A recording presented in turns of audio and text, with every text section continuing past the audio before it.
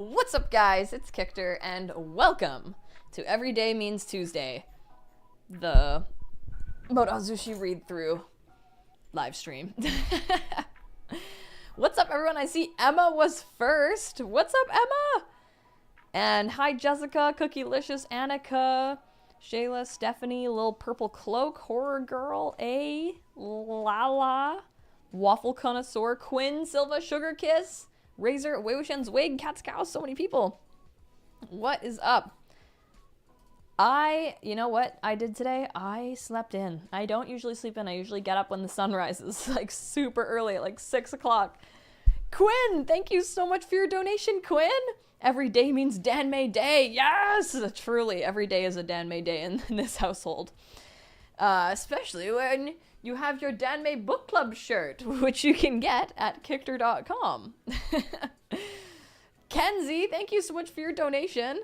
Just finished work and heading to the train. 3 more days until I'll be seeing the love of my life. I'm gonna work on packing. Oh, that's wonderful. Oh my goodness. I feel like I'm counting down the days with you.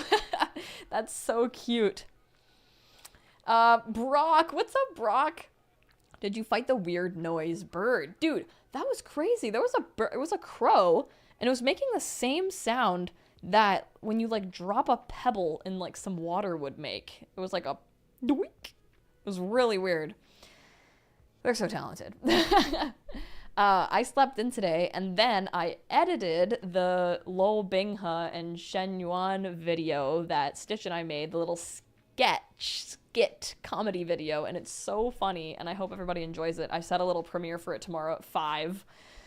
So yeah, I'm excited to, you know, we've been wanting to make different kinds of videos, and now that we're in our house that has like so much nice lighting everywhere, it's so much easier. You know what I mean?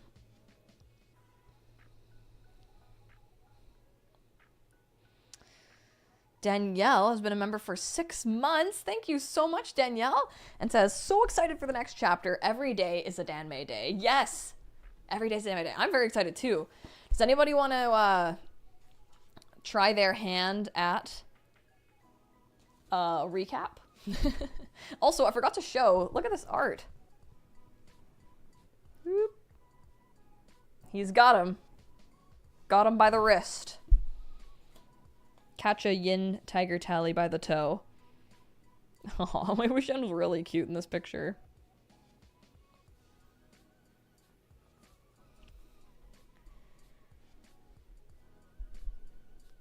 Lizzie says, Salut, ça va? Stopping in before I have Scattergories, but en français. I love Scattergories. I fucking love that game. I love playing the danmei version that we play on our member streams, and I love playing, like, the original normal version, you know? Like, I love it so much.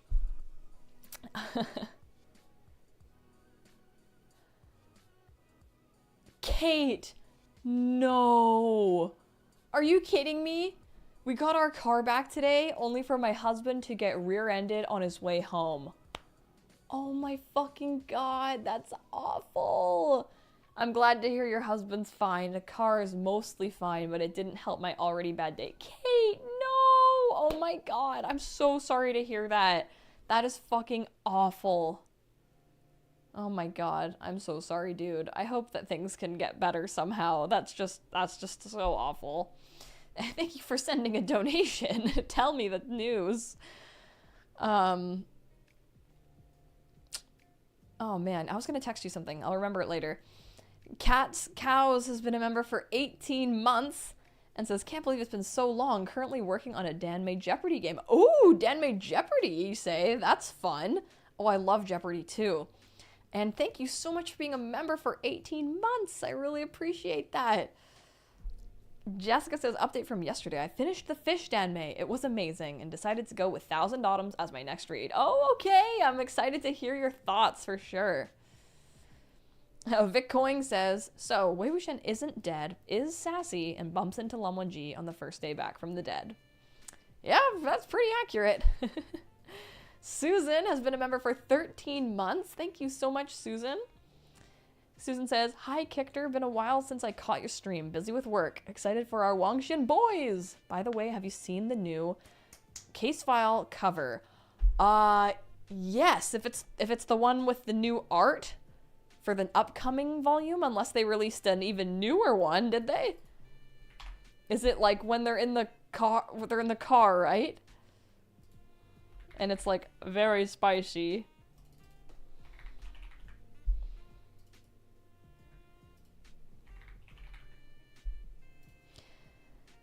And CS Xiao, thank you so much for your donation. Recap, Wei Wuxian died, got reborn as a crazy gay man. Land ducklings needed protection against the serial killer arm. Saves them, but not the moss. RIP. Someone he has history with shows up. Wei Wuxian books it. Yes. Yes, indeed. That's very good. That is a very good recap. Okay, it doesn't look like they released another case file cover. So yes, I know the one you're talking of, and yeah, I saw it. It is spicy. Kate says, don't worry guys, the damage is mostly cosmetic, thankfully. Oh, that's good. Still sucks though. I have a giant fucking scratch on my car. I got it the first week that I got it, and it sucks. And I also have a giant, my windshield was smashed the other day, and yeah, there's a few things that need to be fixed up on my car, and it's just like, ugh. I really want my car to look nice, but it's so expensive. Wei Wuxian's wig says, I hate when I die, then get forced into a new body, then forced to fight some zombies, then accidentally meet up with my future husband. Yeah, literally. Leo has been a member for 9 months. Oh my goodness, Leo, you have been born. Oh, hello, baby Leo. Been best 9 months ever. Guess this means I've been born. Yes, you have. Oh, baby Leo, so beautiful out of the womb. Thank you for supporting me for so long. I really appreciate it, Leo. Oh, yes, I was telling you what I did today. I slept in. Actually, my dogs woke me up at like 6. I got up. I was so tired. I felt bad. Like, it was just like, oh, I'm so tired.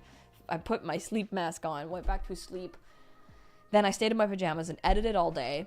And then I was like, Stitch, I think it's time to go get some iced coffee. So we went to a little bakery, got an iced coffee. I got a pizza bagel. We shared a sandwich. We shared a warm cookie. And then we came home and washed the dogs. Because, oh, sometimes those Shibas get a little smelly. And we gave them a sponge bath in the backyard. I got fucking soaked. But it was all good, because we used to wash them in the bath, and they did not like that. And then we washed them in the shower, you know, just like locking them in the shower with them, scrubbing them, you know. And they did not like that either. But now we have a backyard, and we had the hose and the buckets, and it was kind of fun, and they could just shake off afterwards, and it was delightful, and no Shibas were scared during the process. Mia Elizabeth, thank you so much for sending a donation. I ordered a figure in honor of Jiang Cheng. It's a shame that the side characters for Motozushi don't have many figures. Yes, yes, it is a shame. I feel like there's no Jiang Cheng figure I don't have, and they're just so little. There's like the little one, this one.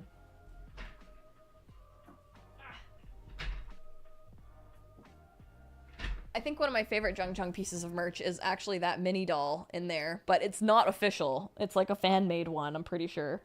I have these ones. Look, he's in the bath. And this is what from the ones where he's like drinking tea. Look at him in the bath. Isn't he so cute? Oh my god. And then this one. Ah, I love him. If there's any bigger figures of him, I would definitely want it. Oh. Damn, I love my anime guys so much. But I hope you like your figure. I'd like to see a picture of it. Kate, thank you for your donation. Kate says, by the way, I will bully you till you read Thousand Autumns. Oh my goodness. Yeah, you know, I think I would like to read Thousand Autumns. I want to know what all the hype is up. But I'm too busy reading Arha right now. Oh my god, the new volume that just came out today. Oh fuck, I fucking love Chuaning so much. Also, unfortunately, I really love Teshin Jun too. Like, it's so painful. Allosaurus, thank you for joining my membership. Thank you so much. And Crimson Queen, thank you for gifting a membership. Oh my goodness, I'm so happy to see you here again. Crimson Queen says, can't stay, but wanted to gift someone a membership. More love for your channel, the better. As I always say, you're the best on YouTube. Love y'all, and tell Stitch I said hello. Oh my goodness, I will tell her that you said hello. Stitch and I love you so much, so I hope that you're having an incredible night. Thank you so much for your generosity and your kind words. It makes me feel so happy. Thank you. Kate says, thank God you're not straight. Your taste in men is red flags. My taste in men is single-banged bitch, okay?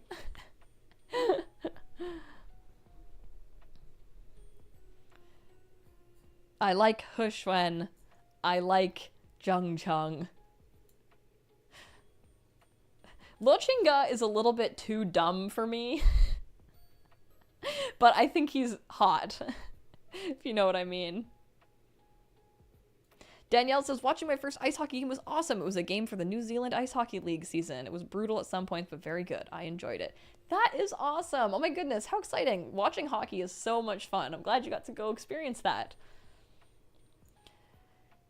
Katsukow says, but Kictor, Zheng Cheng has 2 bangs. He does, but it's like one long bang. You know what I mean. You know what I mean.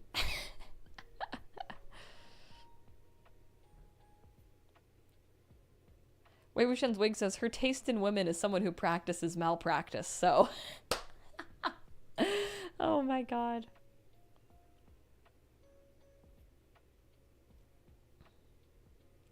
Yes, Tashin Jun's breakdown. Oh, Tashin Jun's so good.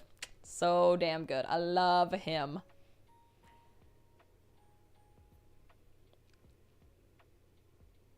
CSL says, I see TGCF and Morazushi, but is there Scum merch too? Yes, I actually have quite a bit of Yee's Scum Villain stuff, and I also have some really nice posters and a box set from the Taiwanese edition of Scum Villain, and I just have not put those up yet. Also, I have my emotional support Mobe-jun keychain. That is like my favorite thing on my desk. And Emma has also given, or Emma and Esper Lady, I think, I've also gotten quite a few nice little Scum Villain things. As you can see, I have my little boxes back here that I'm working on. I think I might put Hua Chung and Shailian together in one box so that I can have one more box to fill things with. I also have a bunch of shelves, so I don't know. I don't know.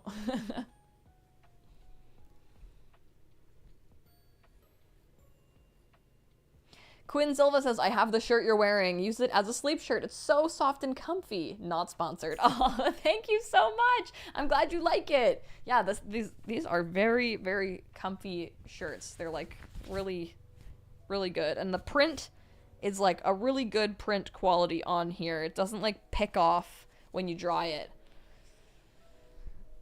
Kenzie said, Jal, should I bring Arha on my trip with me? Absolutely, you should.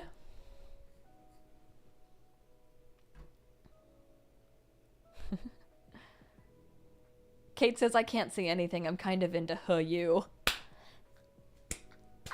Oh my god. Oh, you like, oh, I can't even say it. I can't even say it. The way Meat Bun always describes him. It's like, Shi Ching Chung really loved that 19-year-old. So, tsunderes. Yeah, I'm definitely a sucker for a tsundere. If a tsundere has a moment where you, like, hear their sad backstory and you, like... No, my favorite part of a tsundere is when you find out that they're actually, like, hiding all of their feelings. Like, when you find out, like, when you learn about Chu Anning's feelings, oh my god, I was fucking hook, line, and sinker for, like, Arha being the best book ever. I fucking love it so much. That scene where you find out that Zheng Cheng had his dogs taken away from him, and when Wei Wuxian tried to run away, and then he got lost, and then he got hurt, just like that moment was so fucking sad. Oh man, I love him. Vickoing says, I forgot we got to meet Little Apple in the last chapter. Yes, we did. Yeah, Little Apple is actually the main character of the story. He takes place in all the most important scenes. I remember seeing a headcanon that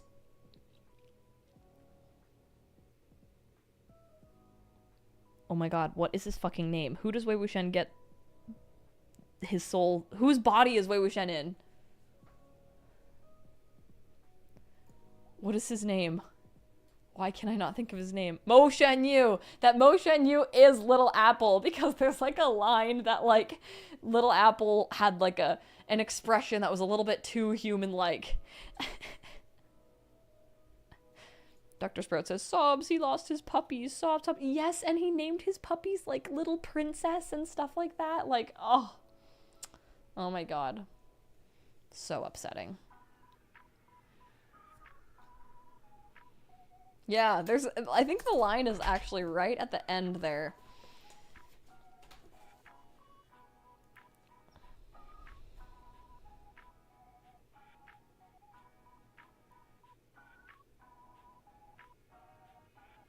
Anxious to find a steed, he passed by a courtyard. He noticed a spotted donkey tied next to a large millstone, chewing something in its mouth. It seemed a little surprised when it saw him come dashing over, giving him a side-eye like a person would. The instant Wei Wuxian met its eyes, he was immediately moved by the disdain in its gaze.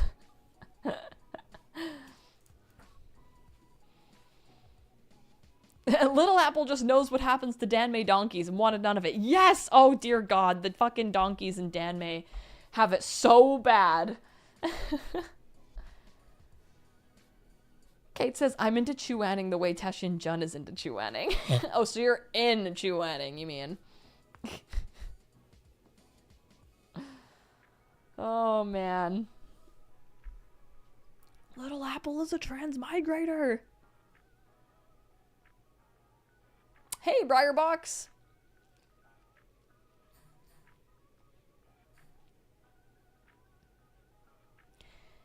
Yeah, the donkey scene in QJJ was very upsetting. I didn't like hearing about that. I didn't like reading that. That was like truly revolting to me. I like genuinely upsetting. Like I can read a lot of fucked up stuff, but I don't like reading anything involving animals. It's super upsetting. But anyways, let's not talk about that. Let's talk about fun things like this book. Okay. All right. So, last we read chapter 1 and chapter 2. Chapter 1 was essentially getting the perspective of like society and who Wei Wuxian was. He was a powerful cultivator that people said he was like associated with the devil. It was pretty much like a good riddance type of thing. And the story goes that Jiang Cheng, Wei Wuxian's brother, though he was adopted, killed him. And there's a couple people kind of arguing about the facts, but all in all, people referred to him as the Yiling Patriarch, and they were afraid that even after he died, he would come back to life somehow. And every year, over the anniversary of his death, they would be like, oh, it's gonna be next year, and then eventually 13 years passed and he didn't come back. But he actually did come back. On the 13th year, he came back in the body of a gay man who had basically lost his mind. This man, Mo Shan Yu, he was born with his dad being a powerful cultivator and his mom being a nobody, and his mom thought that his dad would basically set them up for life once he became of age. He went to go live with his dad, but then something happened there, and he lost his mind and came back home and was... I'm not sure if I'm jumping ahead with this part, but I do know that it's because he was accused of being a pervert or a cut sleeve or whatever. But anyways, he went crazy and then ended up doing a blood sacrifice for revenge on his family because he was abused like crazy by his own family, by his cousin and his mom and his dad. No one ever really treated him right because he was the one that was supposed to bring their family like to righteousness, and he fucked it up or whatever, you know? So he did a blood pact and basically through this really satanic looking ritual nabbed Wei Wuxian's soul from the afterlife and put it into his own body. So then Wei Wuxian wakes up and he's got these scars on his arms, and these scars represent the people that he's supposed to kill for Mo Shan Yu. So Wei Wuxian is like, oh my god, like, how am I'm supposed to just kill these people? I'm so powerful, I could just easily do it. But he's kind of figuring out, like, oh, like, Mo Shan-yu is this crazy, like, gay guy, and I get to act like a crazy gay guy. This is actually kind of fun. So he enjoys, like, fucking around with his family, and it turns out that there has been a little bit of a ghost zombie problem in this town. So the Lan sect, which is a cultivation sect known for its piousness, brings their little disciples to take care of the issue. And while these cultivators are there, Mo Shan-yu's family is trying to impress them. And Wei Wuxian thinks this is the perfect opportunity to fuck with them. So he goes and runs in while the Lan sect boys are talking to them and causes this big scene and reveals that his cousin has been abusing him. And the Lan sect kids are, like, you know, trying not to laugh and also trying to be very normal and treat him with respect, which is quite admirable. One of the Lan sect boys is particularly mature and talks to him and rations with him and basically explains to everybody that they're gonna, you know, they're gonna set up this trap for these evil spirits and be on with the way. However, Mo Shan-yu's cousin, who is like his main abuser, steals one of these spirit attraction flags because he is an idiot. And it actually turned out that Wei Wuxian was the inventor of these flags. So the Lan sect is even still using this evil demonic cultivator's tools all these years later. And because Mo Shan-yu's cousin stole the flag, the spirits were attracted to him and ended up killing him. And because he got killed, one of the scars on Wei Wuxian's arm disappear. And then he's like, oh shit. The spirit, however, doesn't stop there. This spirit actually turns out to be an arm. It's actually an arm. Like, this has a spirit of a dismembered body, and it's looking for the other body parts. And in doing so, it's like latching onto people and killing them. And it actually ends up killing everyone that Wei Wuxian was supposed to kill. So while this was this horrifyingly gruesome experience where Mo Shan-yu's family ends up all dying, Wei Wuxian's like, wow, this was actually pretty sweet. But this spirit was super scary, and the juniors from the Lan sect were having trouble, you know, dealing with it. So they send out a fucking flare for an adult to come save them. And who comes to save them but Han Guangjun, Lan Wangji, who's a super ultimate awesome fucking cultivator from the Lan sect, and just so happens to be someone Wei Wuxian knows from his past. That's all we get so far. Wei Wuxian sees him and is like, oh fuck, I gotta get out of here. So Wei Wuxian jumps on a donkey and runs away.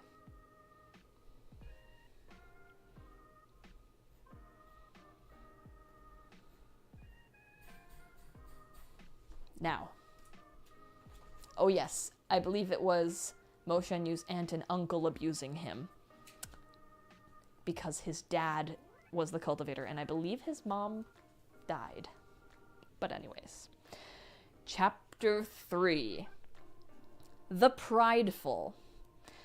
It didn't take long before Wei Wuxian discovered that he might have had made a mistake. This spotted donkey that he'd stolen away with was way too hard to please.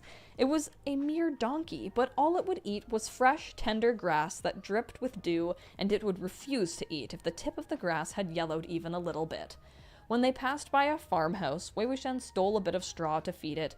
After only chewing a couple of bites, it spat it out in disgust, and the sound of it was louder and clearer than when a human spat. If it didn't eat well, then it would refuse to walk, throw tantrums, and kick its legs. Wei Wuxian himself was nearly walloped many times. On top of that, its braying cry was remarkably horrible. As a steed, or as a beloved pet, it was utterly useless. Wei Wuxian couldn't help but miss his sword, which was most likely now hanging on some major clan leader's wall as a trophy. Pulling and dragging the donkey for all he was worth, he traveled down the rambling road. He finally came to pass the large paddy field of a village. The sun was scorching. Next to the field ridge was a large locust tree, and the area beneath the tree was thick with green shade. There was also an old well, and the villagers had placed a bucket and a scoop next to it to provide relief to the thirst of passerby. When the spotted donkey reached this place, it refused to walk a step farther. Wei Wuxian hopped down and patted its esteemed derriere. Well, aren't you a pampered and noble little steed, and even harder to please than I am? The donkey snorted at him. As they mucked around, a group approached from the crisscrossing paths in the distance. Those people carried hand-woven bamboo baskets and wore cloth shirts and straw shoes. They exuded the rustic air of the country from head to toe. There was a round-faced young girl among them, somewhat delicately beautiful, but hardly notably so. Perhaps they had also trekked for too long under the scorching sun, and they also wanted to come over for a drink of water and to stand under the shade. However, when they saw a kicking and screaming spotted donkey tied to the tree, accompanied by a disheveled, loose-haired lunatic smeared with rouge and white powder, they didn't dare come over. Wei Wuxian had always considered himself a man who cherished beauty, so when he noticed their hesitation, he moved from his spot to give them a space and went to bother the spotted donkey. When that group saw he was harmless, they relaxed and walked over. Each of them was drenched in sweat and red in the face, fanning themselves and drawing water as they needed. The girl sat by the well, and, seeming to know that Wei Wuxian had purposely yielded space, she smiled softly at him. One of the men was holding a compass in his hands, and he gazed far into the distance before looking back down, confused. How come the needle still won't move, even though we're almost at the foot of Mount Dafan? The carving on that compass and its needle were both quite peculiar. It was no ordinary compass. A compass of ill winds wasn't used to pathfind, but rather to point out the whereabouts of nearby nefarious creatures. Wei Wuxian knew that this meant he had come across one of the small, downtrodden clans of the countryside. Outside of the elite, affluent clans, there were also quite a number of these small, independent clans. Wei Wuxian thought perhaps they had traveled here from the countryside to seek refuge with a large clan with which they had some familial relation, or maybe they were out here to go on a night hunt. The middle-aged man, who was the group's leader, told the other man to go for his drink and commented, "Is that compass of yours broken? I'll give you a new one later. Mount Dafan is less than 5 kilometers away, so we can't rest for too long. We've traveled all this way. It won't be worth it if we slack off now and fall behind the others." It was a night hunt, as expected. Many cultivation clans, in their appreciation for refined elegance, called the act of traveling the world to exercise evil hunting expeditions. And because said evils often appeared at night, such activities were thus called night hunts. There were numerous cultivation clans that had come and gone, and only a handful that had been able to make a name for themselves. If an ordinary clan, one without generations of accumulated reputation to stand on, wanted to join the higher ranks and become famous, wanted to gain prestige and respect among the cultivation world, then they had to show tangible achievements. Only when they hunted down ruthless monsters or disaster-bringing malicious fiends did their words gain any weight. These night hunts had originally been Wei Wuxian's expertise, but he had been constantly on the move the past few days and had only managed to hunt down a handful of little devils from the few graves he'd broken into. He was in need of a band of tyrannical ghost generals to do his bidding, so he, too, decided to head to that Rice Mountain to try his luck. If there was one that proved useful, he'd capture it for his own use. That group had finished their break and was ready to be on their way as well. Before they left, the round-faced girl took out a half-green, barely red apple from the basket on her back and handed it to Wei Wuxian. "For you." Wei Wuxian extended his hand to receive it with a happy grin, but the spotted donkey raised its head and bared its teeth to bite for it, so Wei Wuxian quickly snatched it up instead. Seeing how the donkey drooled for the little apple, an idea came to him. Upon finding a long branch and some fishing thread, he dangled the apple in front of the donkey. The spotted donkey smelled the sweet fragrance of the apple and craved it. With its head raised, it chased after the apple that dangled just barely out of reach. It ended up becoming faster than all the renowned steeds Wei Wuxian had seen before, leaving them all in the dust. The donkey ran without stopping, and Wei Wuxian arrived at Mount Dafan before dark. It was only when he reached the foot of the mountain that he learned the fan in Dafan did not mean rice, but instead Brahma. What is Brahma? Seen from a distance, the shape of the mountain resembled that of a short, carefree, and content Buddha, hence its name. Ah! There was just a small town at the foot of the mountain, and so it was called Fojiao Town, meaning Buddha's foot. There were more cultivators gathered here than he imagined. It was an assembly of all sorts, a confusion of colors caused by different uniforms of various clans and sects walking down the streets. For some reason, everyone appeared tense. Even at the sight of his wacky looks, no one seemed like they could spare a moment to mock him. At the center of the long street, there were a bunch of cultivators gathered in a serious discussion. It sounded like they were having quite a difference of opinions. Wei Wuxian could hear from far down the street. It was all right at first, but it somehow grew more and more heated. I do not believe there are soul-eating beasts or fiends at all. There was clearly no activity on any azimuth of the compass of ill winds. If there aren't, then how did 7 townspeople lose their souls? They couldn't possibly have all contracted the same disease. I've never heard of such an illness before. Just because the compass of ill winds doesn't show something doesn't mean it's not there. The most it can do is point in a general direction anyway. It's not accurate enough to be fully trusted. Maybe there's something nearby that's obstructing the needle. Why don't you think about who invented the compass of ill winds? I've never heard of anything that can interfere with the needle. What are you trying to say, huh? What are you implying? Of course I know the compass of ill winds was created by Wei Ying, but it's not like his creations are perfect. So why are you stopping people from questioning it? I didn't say you can't, and I didn't say his creations are perfect either. No need to slander. And so their argument swerved in a different direction. Wei Wuxian giggled and laughed as he rode past on his donkey. He wouldn't have thought that, after so many years, he still stood strong and unfailing as a topic in cultivators' verbal battles. He had a way of starting conflict, you might say. And Wei there was spelt in the way as Wei Wuxian. If there was ever a vote on who had the most enduring popularity among all the clans, then he was the sure winner. In all fairness, that cultivator wasn't wrong. The compass of ill winds that was in common use now was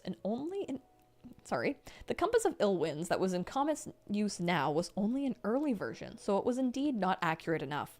He had started on refining it, but it wasn't his fault that his good old lair had been toppled before that was done, so everyone would just have to deal with it and continue using the fallible first edition. Anyway, creatures that consumed flesh were mostly low-level walking corpses, for example. Only refined, high-level monsters or spirits could consume and digest souls. 7 souls had been eaten in one go, too, so it was no wonder many clans had assembled here.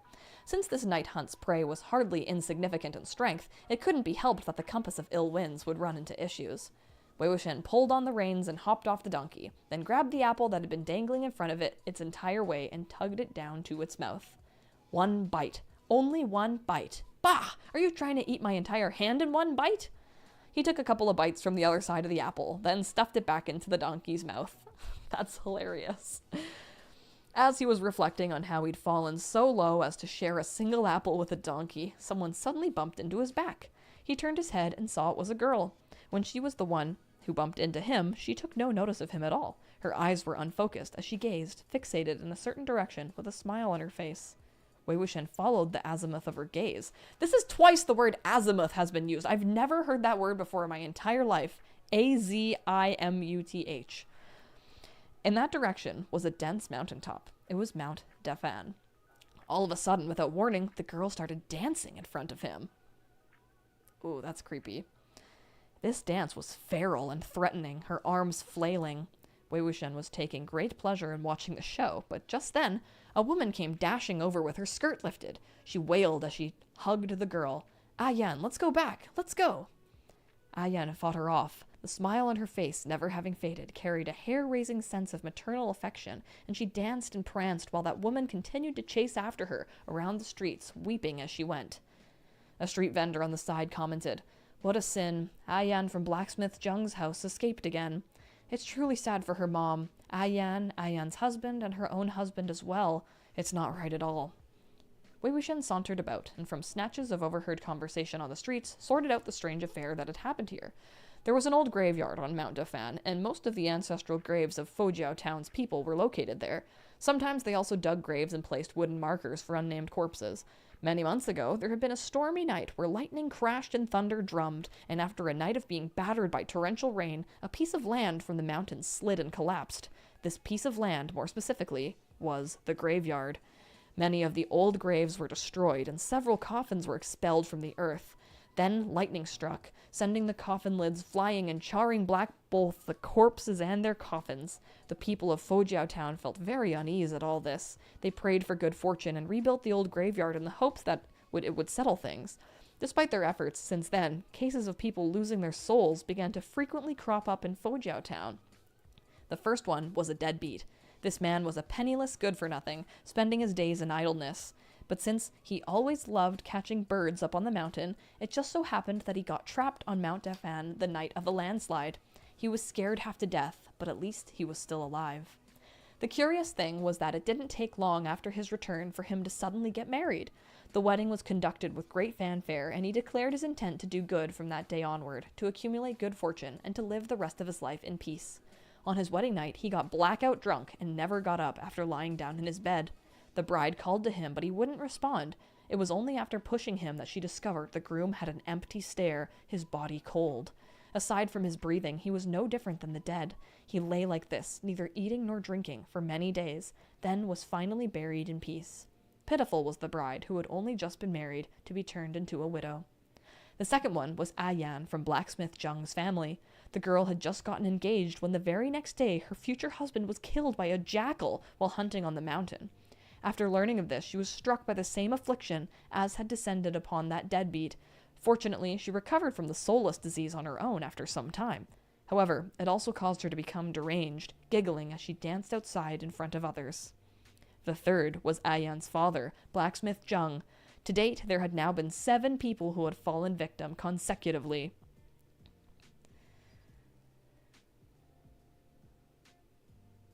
CSCL says, according to Google, azimuth refers to a horizontal angle measured in clockwise from north to the direction of an object. I see how that could be used for compass shenanigans. Cat's Cow says, yes, just recovering from soul-stealing disease. Yeah. Light work, no reaction. Only went a little crazy. Even though the difference was but one word, they were completely distinct creatures. Oh, sorry. Wei Wuxian mulled this over. This was most likely a soul-eating fiend, not a soul-eating beast. Even though the difference was but one word, they were completely distinct creatures. Fiends belonged to the ghost category, while beasts were of the monster category. In his opinion, all this might be the fault of the old graveyard that had collapsed from the tremors of the landslide. Once lightning struck open the coffins, any ancient fiends that were resting within there would be released.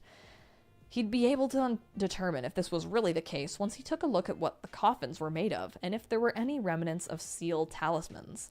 However, the people of Fojiao Town must surely have reburied the charred coffins a long time ago, and also reburied the corpses anew, so there definitely wouldn't be much evidence left. He would have to take the trail that started from Fojiao Town in order to properly scale the mountain, so Wei Wuxian leisurely treaded up the hill on his donkey. After a while, he ran into a few people descending the mountain with gloomy expressions. Some of them carried injuries on their faces, and they were talking all at once. They all jumped in surprise when they ran into this donkey rider with a face caked in hanged ghost makeup under the darkening skies, and they cursed as they went around him to hurry down the hill. Wei Wuxian turned his head and wondered. Could it be that the prey was too difficult to handle, and they were going back empty-handed? He slapped the donkey's hip after a moment, thought, and trotted up the mountain. That group groused and complained after his departure. I've never met anyone so unreasonable. Why would the clan leader of such a big clan come here just to fight us over a soul-eating fiend? He already killed plenty of those when he was younger, I'm sure. What can you do? He's the sect leader. Of all the clans to offend, you don't offend the Jiang clan. And of all the people to offend, you never offend Jiang Cheng. Let's just write it off as our bad luck. Pack up and get out of here. My boy. My boy. Wow, did he really have to steal? I mean, he's got an agenda, but he's like, fuck you, little cultivator clan. The Jiang clan is here. A torch would be necessary to continue into the mountain forest if the sky got any darker. Wei Wuxian walked for a while, and was quite surprised to not run into many cultivators. Of all the clans that came, could it really be that half are arguing in theory in Fojiao Town, while the other half are like that group from earlier, trying, failing, and going back empty-handed? Suddenly, a cry for help came from ahead. Somebody! Help! They were both male and female voices, their cries full of panic and helplessness. It didn't sound fake, even though 9 times out of 10, cries for help in the wild were evil spirits out causing mischief, luring the ignorant into a trap. Wei Wuxian, however, was thrilled. The eviler the better. It had better be evil enough. He urged the donkey to run toward where the voices were coming from, but when he arrived, there was nothing in sight. When he looked up, rather than any evil spirits or monsters, he saw the independent countryside clan he had run into previously by the field ridge. They were hanging from a tree, caught in a massive shimmering gold net. That middle-aged man had led the group to patrol and scout the forest area at first, but they hadn't run into the prey that they were hoping for. Instead, they stepped into the net trap some rich folk had set up, and ended up hanging from the tree as they cried their grievances. They perked up when they saw someone had come, but were immediately greatly disappointed to realize it was the lunatic. While the threads of this immortal binding net were thin, the material was of the highest grade, durable, and indestructible. Once caught, it didn't matter if you were a human or a god, a ghost or a spirit, you'd be trapped a good while. Unless, that is, the net was cut with an immortal device of even higher grade. It'd be pointless to expect this lunatic to help them down. He probably didn't even know what the net was. Just as they were going to try and ask him to find help, there came the sound of agile steps, crinking leaves approaching swiftly. From within the pitch-black woods, there emerged a youth dressed in light-colored jacket. There was a vermilion mark dotted between the brows of this little young master, and his features were so fine they were almost harsh. He was extremely young, around the same age as Lan Wangji, a mere adolescent. On his back he carried a quiver of arrows and a long sword shimmering with gold, and in his hand there was a long bow. The embroidery on his robes was indisputably exquisite, swirling together into extraordinary white peonies. The golden threads twinkled delicately in the night. Wei Wuxian marveled inwardly. Rich! This had to be a young master belonging to the Jin clan of Lan Ling. Only this clan used the white peony as their insignia. By comparing themselves to the king of flowers, they implied they were kings among mortals. Dotting one's forehead with cinnabar symbolized the conviction to open the doors to wisdom, allowing the vermilion light of eternity to shine upon the world. This little young master had been about to shoot, but when he saw the immortal binding net had only captured humans, disappointment flashed on his face, and he lost his patience. It's you stupid idiots every time! Over 400 immortal binding nets, but it's always the same. Before they manage to catch any prey, dozens of them get wrecked by you lot! There's the British again. Oh, Quinn, thank you for your donation. Yellow chat for the yellow princess Jin Ling. Oh, thank you so much, Quinn. Dozens of them get wrecked by you lot. The same thought was still foremost in Wei Wuxian's mind. Rich! An immortal binding net was already considerably expensive, and he'd set up over 400 of them in one go. As expected of the Jin clan of Lan Ling, an even slightly smaller clan would have been reduced to poverty and ruin. However, to abuse the immortal binding net like this to hunt indiscriminately was not a night hunt. This was clearly an act of driving others out in order to hoard the spoils. It appeared that the cultivators who retreated previously hadn't done so because the prey was difficult, but because these prestigious sects weren't ones to be offended. During the days he'd spent strolling along, and on account of his ravenous eavesdropping earlier in Fuzhou town, Wei Wuxian had heard plenty of gossip about the rises and falls within the cultivation world. As the final victor of the tangled war between cultivation clans that had spanned over 100 years, the Jin clan of Lan Ling now led the clans and sects. The head of their clan was even respectfully addressed as cultivation chief. The Jin clan had always been haughty and enjoyed extravagance. In the span of years spent presiding high above the others, the clan had prospered and grown powerful, and their disciples were raised to dominate others without scruple. Inferior clans, no matter how much they were humiliated, had no choice but to swallow it down. Such a small cultivation house from the countryside could afford even less to offend them. This was why, although the boys' words were harsh and the people hanging in the net turned red in the face at the abuse, they still didn't dare argue back. Sorry, I got a little bit excited thinking about Jingguanyao. Fuzhou town, that's where I live. My uncle will hear of this, Potter. The middle-aged man said subserviently, "Will the young master grant us the favor of lowering us down?" The youth was frustrated that his prey still hadn't shown itself, so this country bumpkin was a perfect secondary target for venting his anger. He crossed his arms. "Stay hanging there so you don't wander around and hinder me again. Once I catch the soul-eating beast, I'll let you guys go. If I remember." If they really hung from that tree the entire night, unable to move, there would be nothing they could do but have their souls sucked out if the thing wandering Mount Dafan came upon them. The round-faced girl who had given Wei Wuxian an apple was terrified and wept out loud. Wei Wuxian was sitting cross-legged on the back of the spotted donkey, but when the donkey heard her crying, its long ears twitched. Suddenly it leapt forth. It even let out a long bray when it did, and if not for that uniquely horrible sound, it would have appeared irresistibly heroic. It wouldn't be idle flattery to call it a mighty young colt. Caught off guard, Wei Wuxian was thrown off its back and nearly broke his skull from the fall. The spotted donkey's broad head charged toward the youth, apparently convinced that it could send the boy flying with a headbutt. The youth's arrow was still knocked in his bow, so he was ready to shoot it down. Wei Wuxian didn't want to go find a new ride so soon, so he pulled at the reins with all his might. What's with MXTX writing little animal companions that are like womanizers? You know, we got Royer who loves titties. We got the heroic young colt, Little Apple, charging into battle after a young girl's cries. Fear not, fair maiden. Yes. Visual J says the Jin clan are the mean girls of the cultivation world. Yes. Jing Guanyao's Regina George, actually.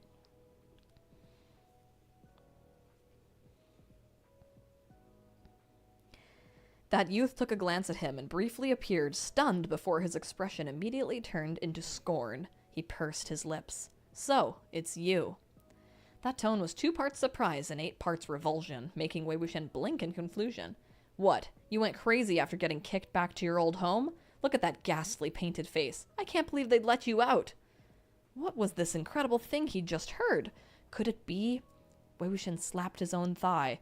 Could it be that Mo Shan-yu's father was not some random small-time clan leader, but the infamous Jin Guanshan? Jin Guanshan had been the previous head of the Jin clan of Lan Ling and had long since passed on.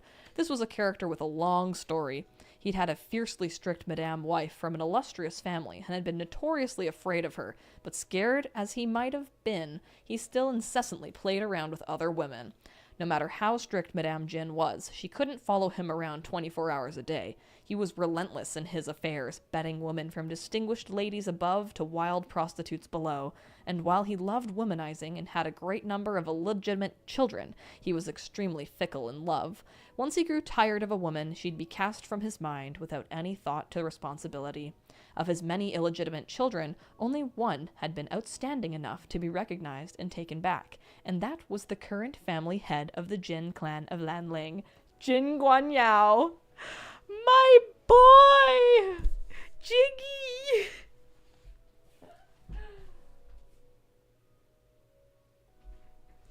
My beautiful boy! Look, I've done no crimes ever! Yay!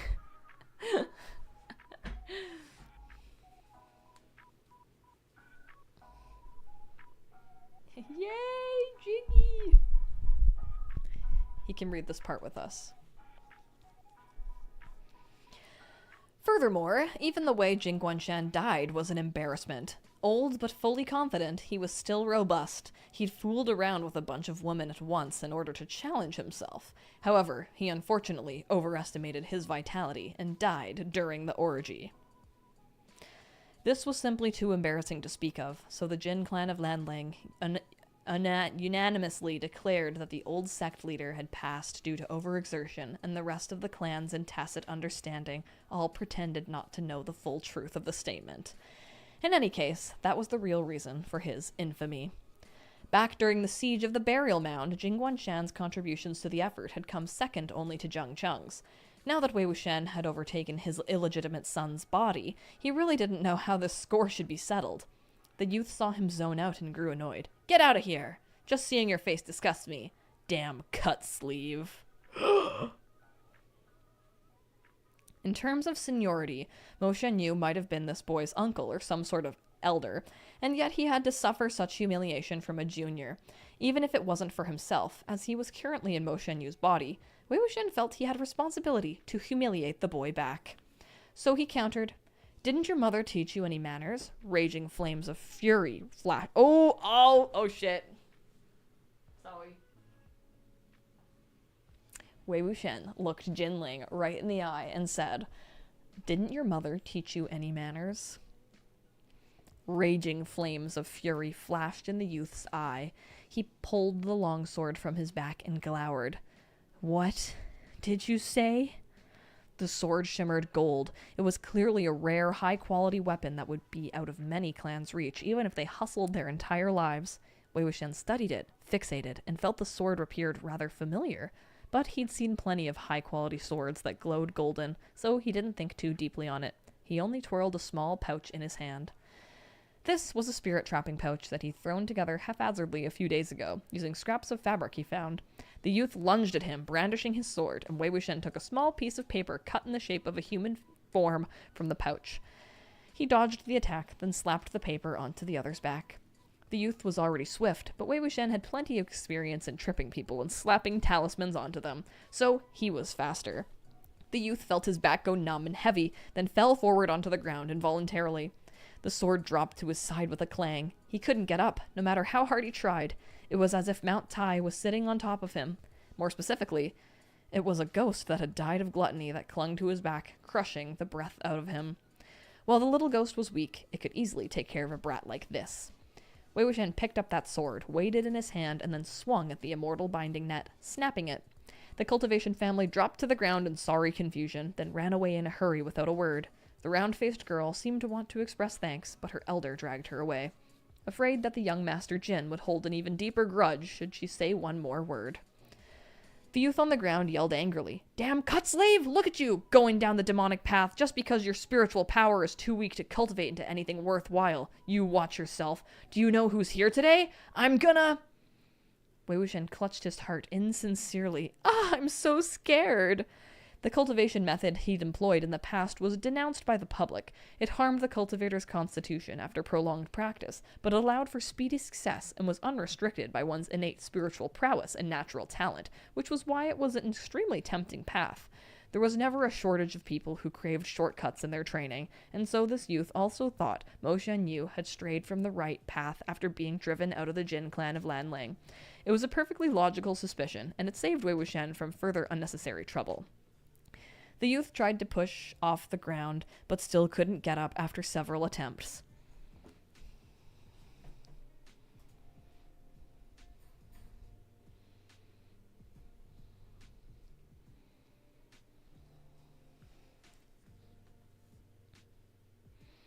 His face was flushed, and he clenched his teeth. "If you don't remove this thing, I'll tell my uncle, and you'll be dead!" Wei Wuxian asked curiously, "Why is it your uncle and not your dad? Who's your uncle?" There was suddenly a voice behind him, grave and intensely frigid. "I am his uncle. Do you have any last words?" He's such a fucking edgelord. Oh my god, any last words? How long do you think he had been planning on saying that to someone? He's like, the next time I get in a fight, that's the first thing I'm gonna say. Any last words? Oh, my man.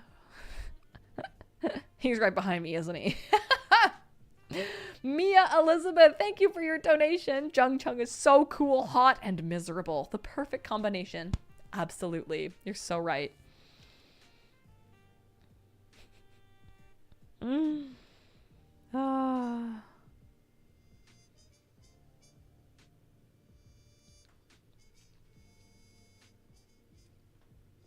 At the sound of that voice, every drop of blood in Wei Wuxian's body seemed to surge to his head, but then immediately drained away again. Thankfully, his face was already a mess of ghastly white, so it didn't look strange when he went a little paler. A man in purple attire strode over. He was dressed in a narrow-sleeved, light robe, with his hand resting on the hilt of his sword. A silver bell dangled from his waist, yet there was no sound when he walked. This young man had fine brows and almond eyes, with a chiseled handsomeness to his features. His eyes were deep and intense, with a hint of aggression, his gaze like two streaks of cold lightning. He stopped and stood 3 meters away from Wei Wuxian. His expression was like that of a nocked arrow on a bow, ready to shoot, and even his composure was suffused with arrogant pride. He furrowed his brows. "Jin Ling, why have you dawdled for so long? Do I need to come and invite you back? Look at the terrible state you're in. Get the hell up." After the initial numbness in his brain had passed, Wei Wuxian quickly snapped out of it. He beckoned with his fingers inside of his sleeve, withdrawing the paper doll. Jin Ling felt the weight disappear off his back and immediately scrambled up, grabbing his sword back and scurrying to Jung Chung's side. He pointed at Wei Wuxian and yelled, "I'll break your legs!" When the two stood together, there was a vague resemblance in their looks, much like a pair of brothers. Jung Chung moved his finger, and the paper doll swiftly slipped from Wei Wuxian's fingers and flew into his hand. He took a glance at it, and a wave of resentment flared in his eyes. He clenched his fingers, and the paper was set ablaze, the ghost shrieking as it was burned to ashes. Jiang said darkly, "Break his legs? Haven't I told you that when you run into heretics, you should kill them outright and feed them to your dog?" Wei Wuxian hastily backed away, leaving the donkey behind too. No matter how much Jiang hated him, he had thought the feeling would have dispersed somewhat after so many years. Who would have thought it wasn't that easy? Not only was the hate still there, but it had thickened with time, like a jug of aged wine, and that rage was taken out on every cultivator who imitated him. Damn!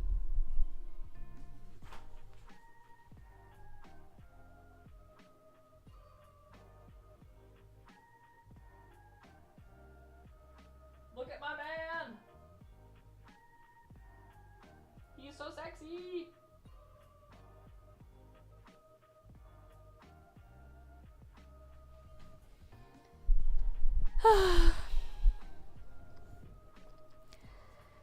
There were people behind them standing guard, and this time Jin Ling attacked with greater ferocity.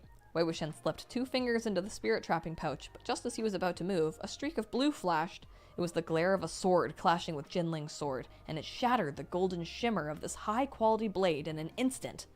It wasn't that the other sword was superior, but rather that the difference in ability between the two wielders was too great.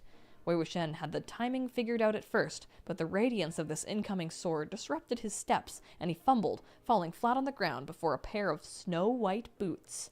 He froze for a moment, then slowly looked up. The first thing that entered his vision was a long and slender blade, a crystalline as ice.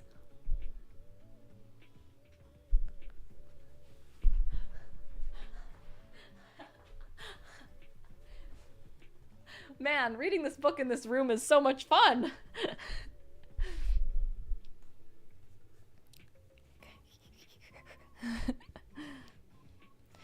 This sword was famous in the cultivation world, and Wei Wuxian had the honor of experiencing its powers directly on multiple occasions, both fighting alongside and against it.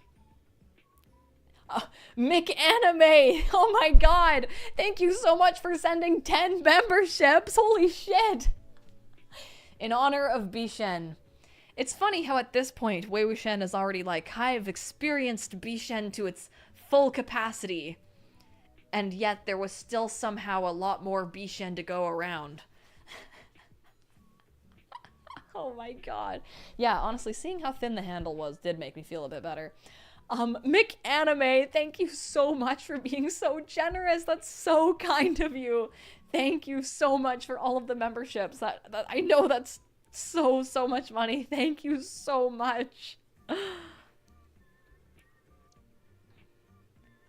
Mick Anime, you're the best. Thank you. Jay says, you have so much merch you could literally turn this into a stage play. It's true. I have the Guqin, I've got the sword, I have Jingguan Yao, I think I have dolls of pretty much all the characters.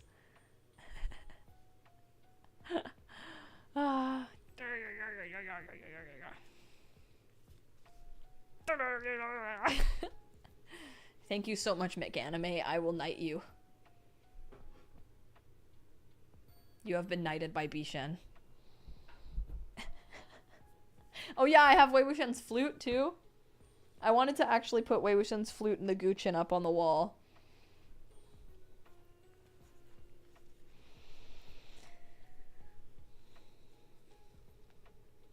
The hilt was forged from pure silver that was refined by a secret method. And the blade was extremely thin, clear, and transparent. It emanated the frigid air of ice and snow, yet it could cut through iron as if it were mud. Thus, when the sword appeared light, agile, and transcendently airy, it was extremely heavy, and no ordinary person could possibly swing it. I feel like people don't talk about that enough. That Bishen is super fucking heavy and so thin, and it's actually even, like, crystal and see-through? That's so cool!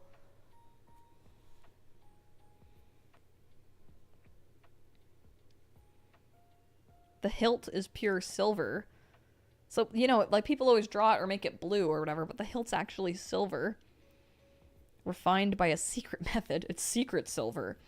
And the blade was extremely thin, clear and transparent. A transparent blade? Like, oh my god.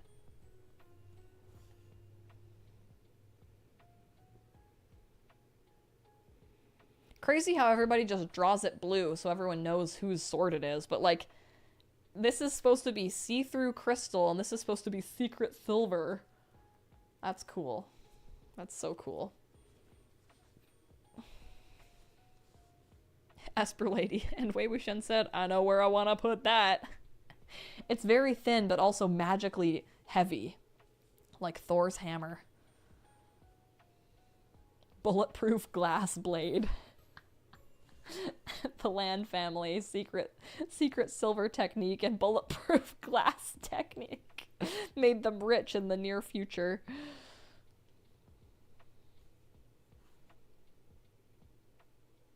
I started another stream?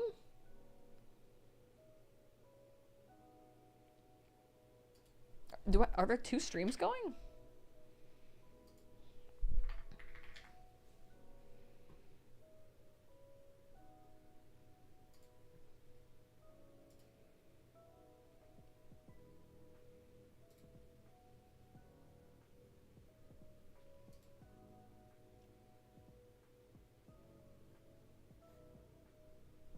It's floor stream part 2. What?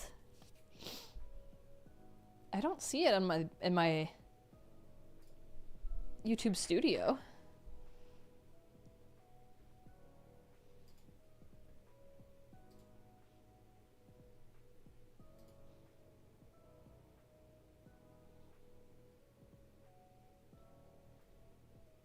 There exists a floor stream 2, but for a long time now. I don't see it on my it doesn't seem to see it. I think there's a scheduled video. Oh, yes. I was messing around with the scheduling of live streams. Okay.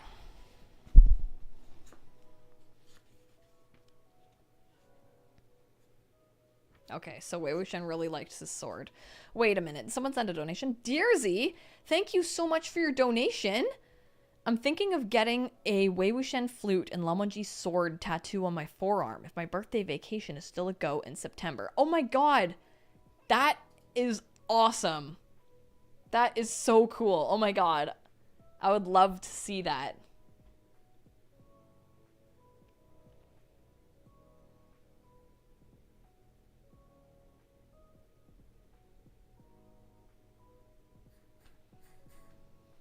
Legend says I'm still in the freezer.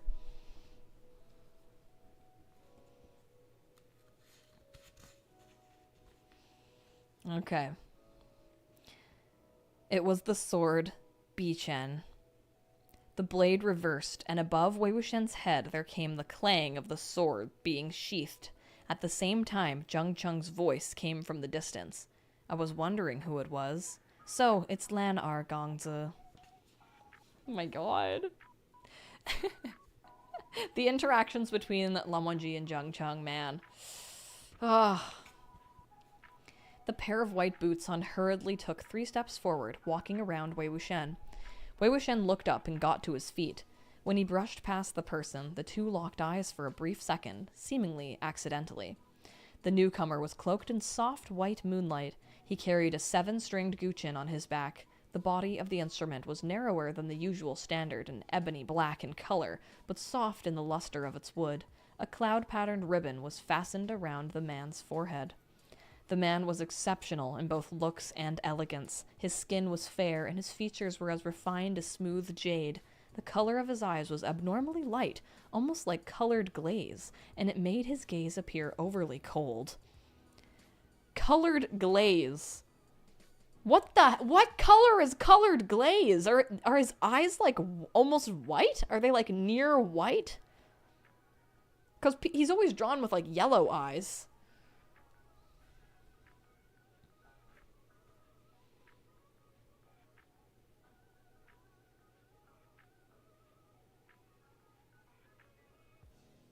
It's like, what color are his eyes? Light? Like, what is Glaze. Glaze makes me think of clear. It's the same color as the ball. Enter names here. That's so funny. Shut up. Oh my god. The elusive size of the ball and the elusive color of the glaze. That's so funny. I know, like, glaze can be any color. Well, it says that his eyes are light. But it gives them the illusion of looking icy, so I'm like, are his eyes, like, almost kind of, like, a white color? Like, some people have blue eyes that are so blue they're almost gray-white, you know what I mean? Glazed donut eyes.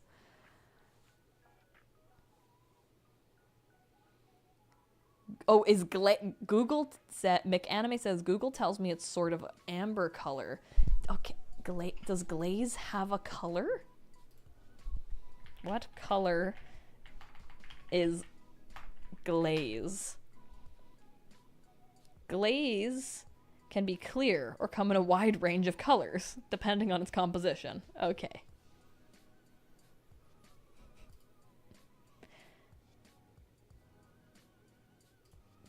Glaze is white. It is a neutral colored liquid, like white or beige. Okay. Since white eyes would be too unnatural, I would that his eyes are probably like a very light amberish color, I suppose. Are you sure it was glaze and not gaze? I've got a color in my mind's eye that's working for me. Abnormally light, almost like colored glaze, and it made his gaze appear overly cold. There was a frostiness to his expression, which was stern enough to appear stiff. Even when he saw Wei Wuxian's currently ridiculous-looking face, he appeared unperturbed. We love a non-discriminatory king. From head to toe, he was scrupulous and immaculate, without a single foot placed incorrectly. Even so, two words still jumped out in Wei Wuxian's mind. Funeral clothes! Those were funeral clothes, and that couldn't be denied, no matter how much the other clans proclaimed the uniform of the Lan clan of Gusu to be the most pleasing to the eye and sang their exaggerated praises to the heavens. Furthermore, no matter how thoroughly Lan Wangji was praised as an unrivaled rare beauty, nothing could help the fact that he looked profoundly embittered, as if he had lost his wife. Because he did.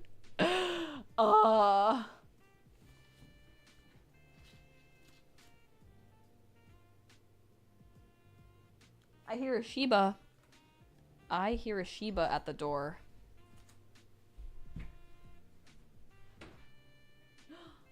Is there a little Shiba? Is there a clean Shiba? You come here. You come here.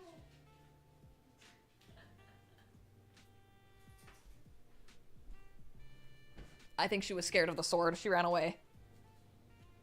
I wonder why he's mourning his dead wife, says Wei Wuxian. A dead wife.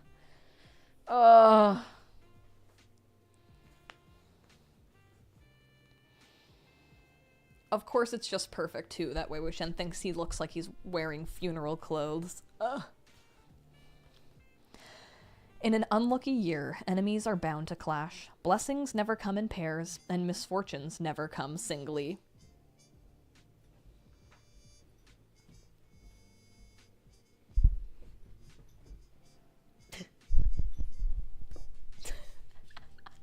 What the heck? She just came in here, threw around her ball, and then left. Quinn, thank you for your donation. Yes, go to the dogs with a sword in your hand.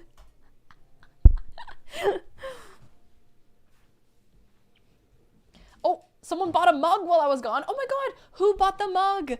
Thank you so much. I really appreciate you buying my merch. Thank you so much. How many balls? How big was the ball? What color were the balls? Ah!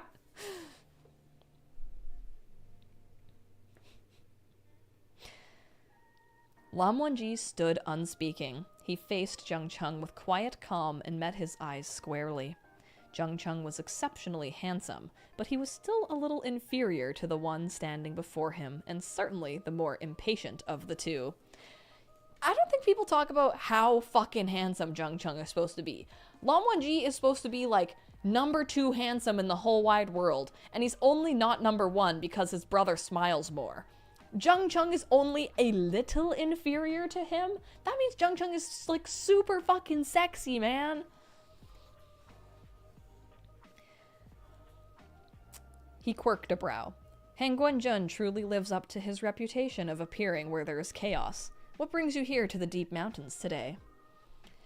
Leaders of prominent cultivation clans did not normally care for these low-level evil spirits. However, Lan Wangji was an exception. He was never picky about his night hunt prey, nor would he refuse to appear if the nefarious creature wasn't tough enough or if it would not earn him any acclaim. He would attend as long as there was a plea for help, and it had always been that way, ever since he was young. He's such a good boy. Oh my god. He's just there to help. Thus, appearing where there was chaos was how the people appraised Han Guanzhun's night hunt expeditions and praised his character. The way Jiang Cheng used the phrase was not complimentary, however, and the juniors attending behind Lan Wangji all felt a little uncomfortable with his tone. Lan Jingyi was the blunt and outspoken sort. Isn't sect leader Jiang here too? Damn! Like, he's like, what are you doing on this mountain? And like, Lan Wangji is too cool to say anything, so Lan Jingyi's like, aren't you here too? Jiang Cheng replied coldly, Tisk, an elder is speaking. Who are you to interrupt? The Lan clan of Gusu pride themselves on being a clan of etiquette. This is what disciples are being taught? Lan Wangji, who didn't seem to want to exchange any words with him, sent Lan Sijue a look. The latter understood. Let the juniors speak to each other. And so, Lan Sijue stepped forward and turned to Jin Ling to reply. Jin Gongzi, the night hunts have always been a fair competition among the clans, but Jin Gongzi has set up nets all over Mount Dafan and made it difficult for the cultivators of other houses to tread, for fear of falling into traps. Does this not violate the rules of night hunts? Lan Wangji's like, sick 'em. He's like, Sijue, please socialize for me. Yes. Jin Ling's cold expression was cast from the same mold as his uncle's. What can I do if they step into traps due to their own stupidity? I must capture my prey. Everything else can wait. I love how they're so similar to their, like, father figures. Like, Lan Sijue is so much like Lan Wangji, just, like, so, like, such a good person, there to help and patient, and Jin Ling is just an asshole. Lan Wangji wrinkled his brow. Jin Ling was about to say more when he suddenly realized he couldn't open his mouth nor produce any sound from his throat. He paled in panic. When Jiang Cheng saw that Jin Ling's lips were now glued together, unable to part, anger clouded his face, and all previous forced civility went out the window. You, Lan! What's the meaning of this? It's not up to you to discipline Jin Ling. Release the spell!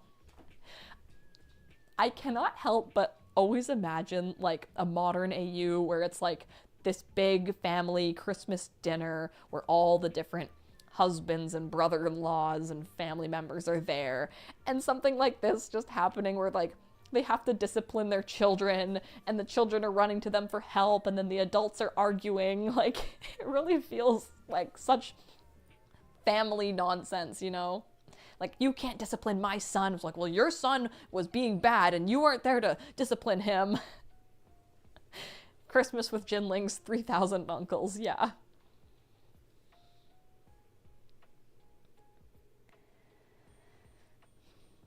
The silent spell was what the Lan clan used to punish its disciples. Wei Wuxian had fallen victim to this little trick on many occasions. While it was not complex magic by any stretch of the imagination, only those of the Lan family could undo the spell. If one attempted to speak by brute force, then either their lips would be torn to shreds by the effort, or they'd lose their voice for days.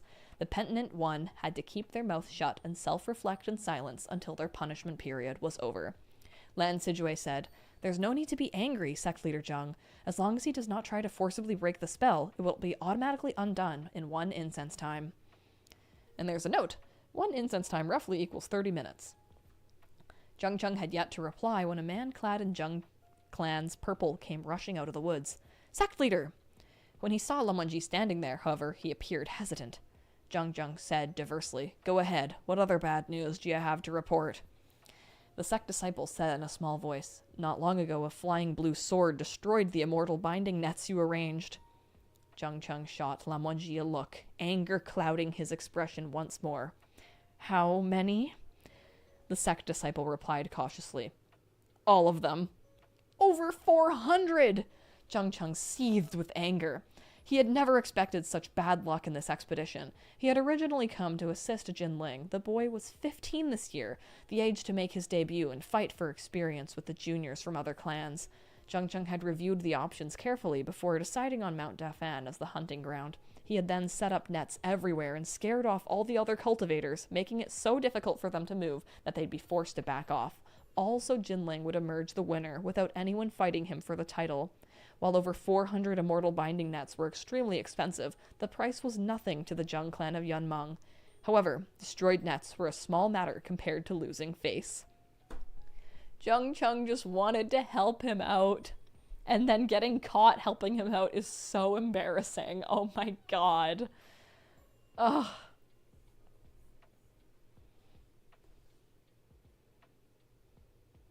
It's so awkward. Kate said Jiang Cheng is a pageant mom. Oh. Like, it's so sad because you know deep down Jiang Cheng's just, like, trying his best. It's like, it reminds me of, like the Goofy movie where, like, you know, the dad's just trying to help out and it ends up being so cringe.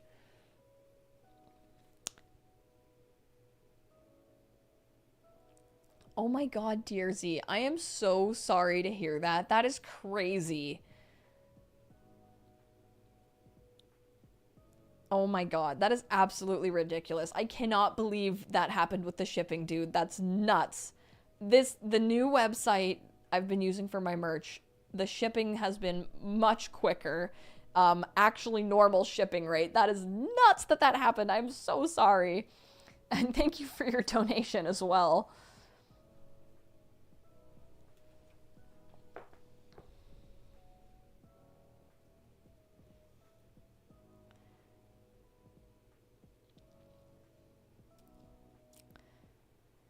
Lan Wangji's actions made Jiang Cheng boil with anger, and his fury spiraled higher and higher.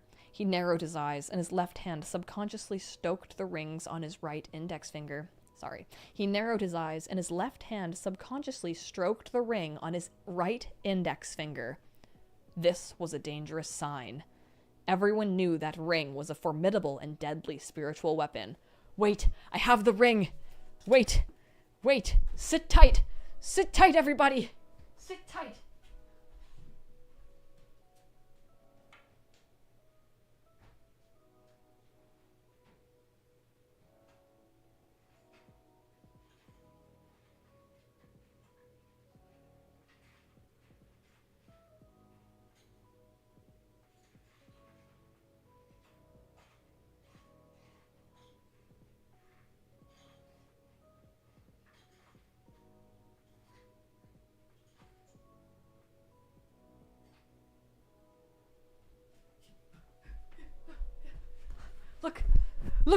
Look.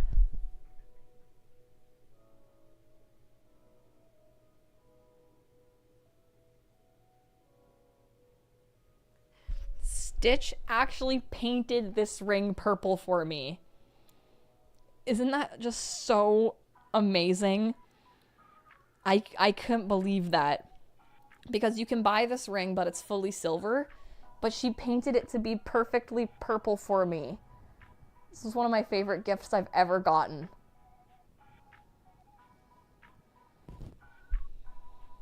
It's so special to me.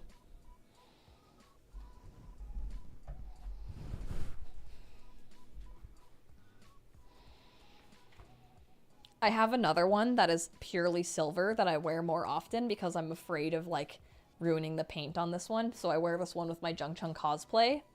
But it's just, it's so freaking awesome.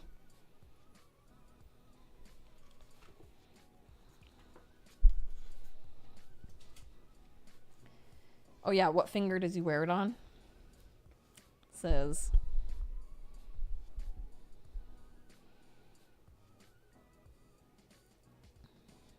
He narrowed his eyes, and his left hand subconsciously stroked the ring on his right index finger. This was a dangerous sign.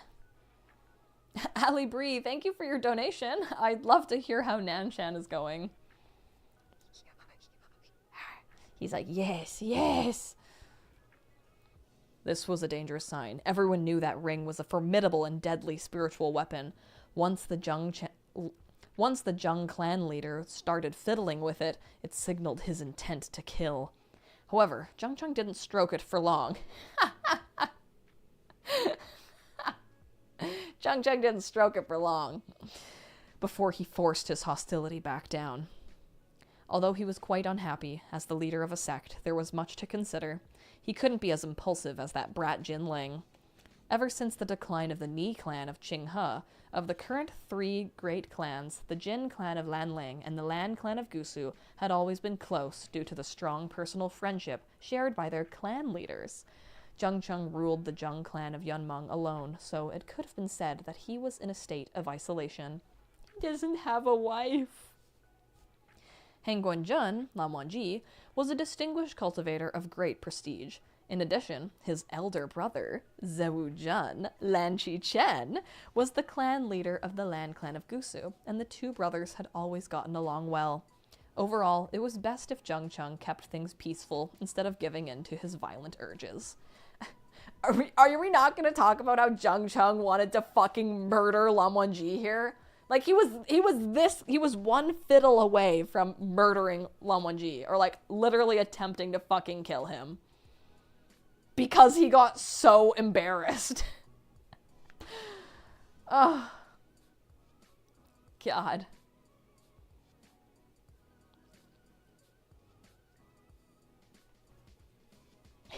Jay, if he did stroke it for longer, he probably wouldn't be so bitter. Maybe Jiang Cheng should stroke it a little longer.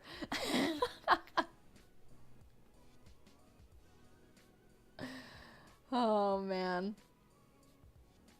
All this because he can't land a kickflip, you're right.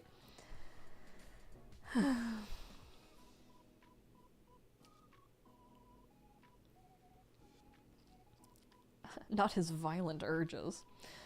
Furthermore, Jiang Cheng's sword, Sandu,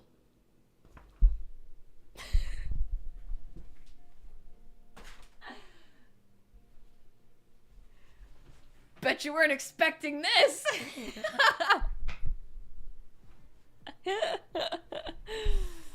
Ah, yes.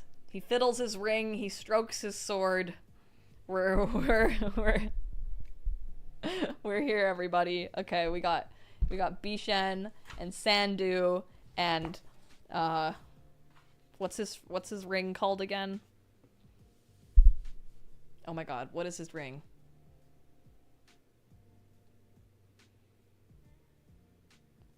Why can't I remember it? Zidian, yeah. Okay. Quinn, thank you for your donation. Jiang Cheng isn't an angry cat, he is just repressed. He is repressed and depressed, for sure. Yes, Emma sent me these swords. Thank you so much, Emma. This is literally so much fun. Okay, actually, I can act out this bit. Are you ready?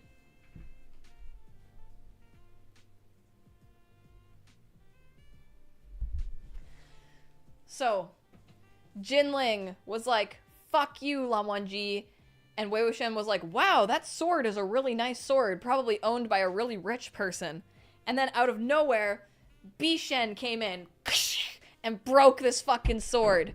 And then Wei Wuxian was like, wow, that's an awesome sword I've definitely been hit by before. I sure hope I don't put it up my ass later. And then Jiang Cheng came in and was like, and then was like, nah, I shan't. And then was like, and then we gotta keep reading. But that was a pretty accurate representation of what just happened. And then they kiss.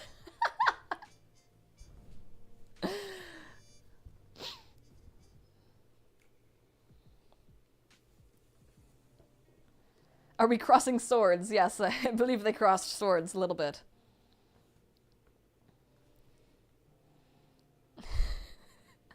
Okay. Okay, we're talking about Zewujan. Zewujan, who is right there.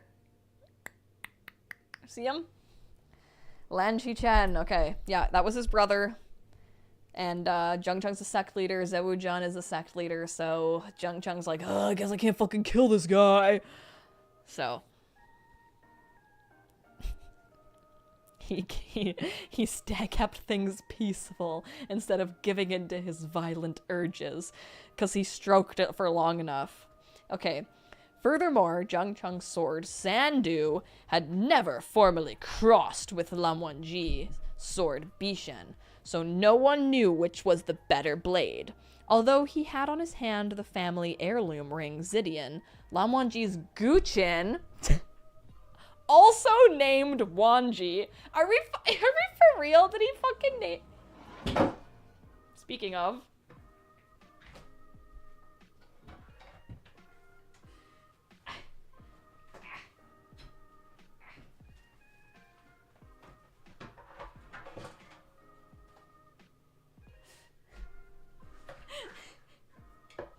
He named his own Guqin Wangji? Isn't that weird?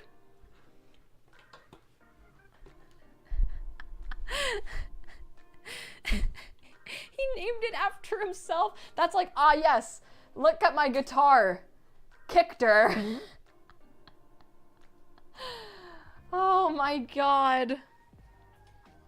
And Wangji gave Wei Ying crap about naming his sword whatever. Yeah, meanwhile his sword is fucking Wangji. Are you for real? Sorry, his Guqin is Wangji.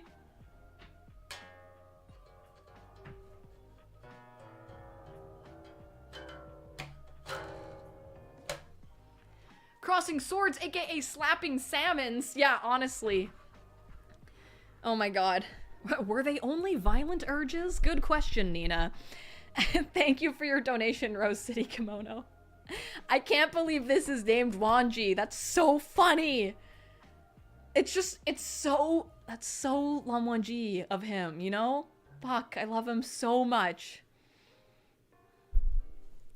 His little Wangji. Okay. Okay, furthermore, Jiang Cheng's sword Sandu had never formally crossed with Lan Wangji's sword Bishan, so no one knew which was the better blade. Although he had on his hand the family heirloom ring Zidian, Lan Wangji's Guqin, also named Wangji, was equally renowned. Jiang Cheng loathed being at a disadvantage in a fight, so unless victory was absolutely certain, attacking Lan Wangji was not within the realm of consideration. Alright, so he's like, maybe I should murder him. Bishan's pretty cool though, and little Wangji's pretty cool too. Guess I can't attack him because I can't guarantee I'd win. He's like, I'm just gonna get embarrassed in front of Jin Ling again. I'm just gonna stop.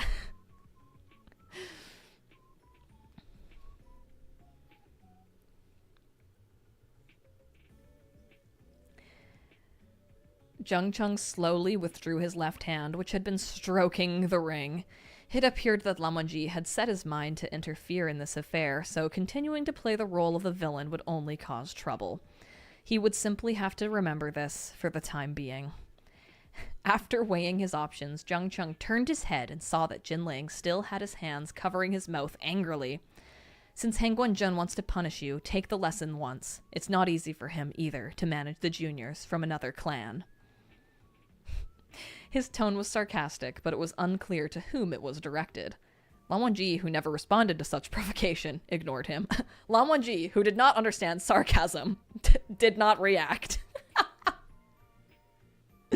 Oh my god, Jiang Cheng. He's so bitter, and he's so awkward, and he's trying to save face. It's not easy for him, either, to manage the juniors from another clan. But it's like, is he being sarcastic towards Jin Ling? Is he being sarcastic toward Lan Wangji? He's just embarrassed on all accounts.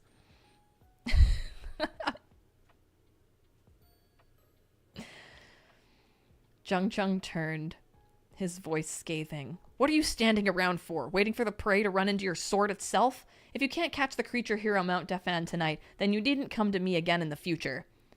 Jin Ling shot Wei Wuxian a death glare, but didn't dare to glare at Lan Wangji, who'd been the one to punish him into silence. He sheathed his sword and bowed to the two elders, then left with his bow in hand. Lan Wangji spoke up. Sect Leader Jiang, the Lan clan of Gusu will fully recompense all the immortal binding nets that were destroyed. Jiang Cheng sneered. No need. Then he turned in the opposite direction and strode confidently down the mountain. That's even more embarrassing. Don't worry, Jiang Cheng. We're gonna pay back for all the nets that we removed. We just removed them because what you did was, like, really embarrassing. Oh, God.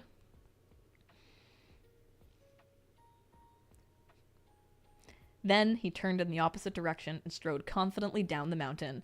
The sect disciples behind him all quietly followed with long faces, knowing there'd be an inevitable round of punishment upon their return. After they had gone, Lan Jingyi posed a general question. Why is sect leader Jiang like that? Oh, it's a long story that starts with his puppies getting taken from him. Oh, can you blame a man's bitterness when his puppies was taken from him? Oh. Also, just saying, why is he like that is so funny. Fucking Lan Jingyi is hilarious. Then he remembered his Lan family upbringing and the rules against speaking behind others' backs. He snuck a scared peek at Hengwen Jun before shrinking back and shutting up. Lan Wangji gave Wei Wuxian a light smile and said, "We meet again, Mo Gongzi." Wei Wuxian forced a smile, but it was Lan Wangji who spoke instead, his order succinct and clear without any flowery language. Do your work. Only then did the juniors remember why they were on Mount Dafan. They gathered themselves and respectfully awaited further instruction. A moment later, Lan Wangji said, "Do your best, but do not overexert." His voice was deep and captivating. Oh, sorry. Do your best, but do not overexert.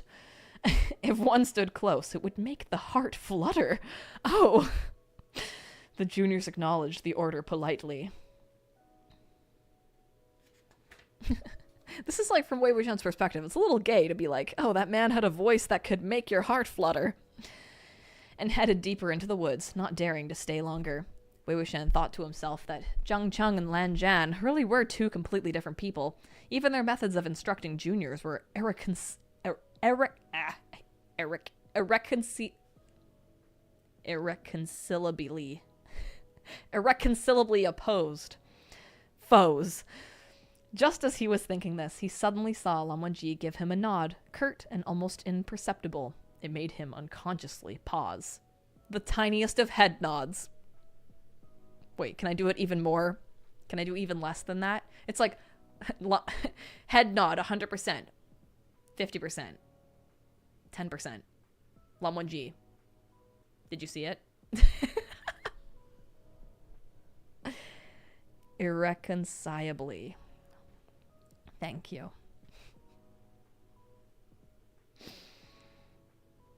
Lan Wangji had been painfully serious ever since he was young, a principled perfectionist, always so stern and stiff, as if there had never been a time when he was lively.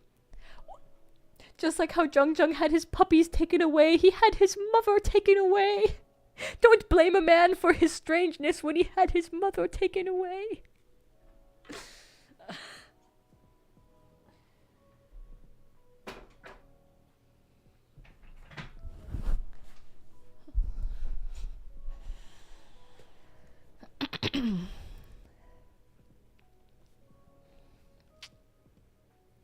Back then, he'd been extremely against Wei Wuxian cultivating the demonic path. Lan Wangji should have already informed Lan Wangji of his suspicious behavior at the Mo estate, yet the man only nodded at him to give his regards. Wei Wuxian figured he was thanking him for helping the Lan juniors out, so he immediately returned the gesture without thinking. But when he looked up again, Lan Wangji was already gone. He paused for a moment, then turned to descend the mountain. It didn't matter what prey was on Mount Dafan, he couldn't pursue it anymore. Wei Wuxian could rob anyone, but not Jin Ling. He couldn't believe that was Jin Ling. There were so many disciples in the Jin clan of Lan Ling that he genuinely never imagined he might run into Jin Ling. Had he known, he would have never mocked Jin Ling with that comment of his, "Didn't your mother teach you any manners?" If anyone else had said that to Jin Ling, Wei Wuxian would have taught that person what a loose tongue spells trouble meant, but the tongue that said it had been his own. After a moment of standing in silence, Wei Wuxian raised his hand and slapped himself across the face. That slap was hard and clear, stinging his right cheek. Suddenly, there was rustling in the bushes nearby, and when Wei Wuxian peered over, a spotted donkey emerged. He dropped his hand, and this time the donkey voluntarily approached to rub against it. Wei Wuxian tugged at its long ear and smiled wryly. "You wanted to save the damsel in distress, but made me go act the hero instead." The spotted donkey was whining in response when a wave of cultivators came from the distant end of the hill. After the 400-plus immortal binding nets were slashed by Lan Wangji's flying sword, the hesitant cultivators that had lurked in Fojiao town now swarmed up the mountain anew. They were all technically Jin Ling's competition, and Wei Wuxian pondered for a moment on whether to beat them back down. After a moment of thought, he silently moved off the path. The group was composed of disciples from various clans, dressed in all sorts of different uniforms. They complained as they went. That Jin Gongzi, the Jin family and the Jiang family both, they all spoil him. So young and already so unreasonable and bossy. It'll be the end of the world if he takes over control of the Jin clan of Lan Ling in the future. We'll be doomed. Wei Wuxian slowed his pace. A soft-hearted girl cultivator sighed. How can they not spoil and pamper him, losing both his parents at such a young age? Shumei, it doesn't work like that. So what if he lost both his parents? There are plenty of people in the world who have lost their parents. If everyone acted like him, it'd be terrible. That being said, Wei Wuxian really went for it, didn't he? Jin Ling's mother was Jiang Cheng's blood sister, eh? And what's more, she was also the Shijie who raised that Wei Wuxian. What an injustice for Jiang Yanli, too, to have raised such an ingrate. And Jin Sizhuan was an even more tragic case, to meet such a horrible end just because of some quarrel with Wei Wuxian in the past. Why did Wei Wuxian have quarrels with everyone? Ain't that just the question? Besides that pack of crazy dogs he kept, who have you ever heard of getting along well with him? He had enemies everywhere. The world despised him. Even Hengguan Jun couldn't stand the sight of him. They were always at complete odds with each other.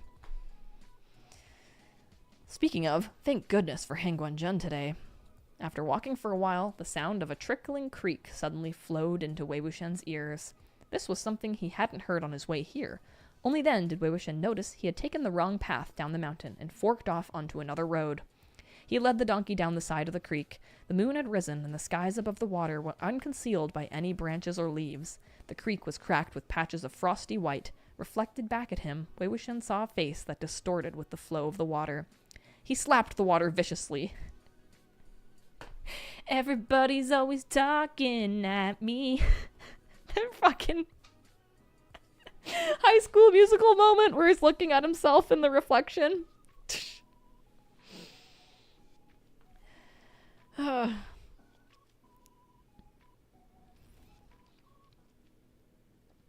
He raised his dripping palm and washed away the powder foundation with the creek water.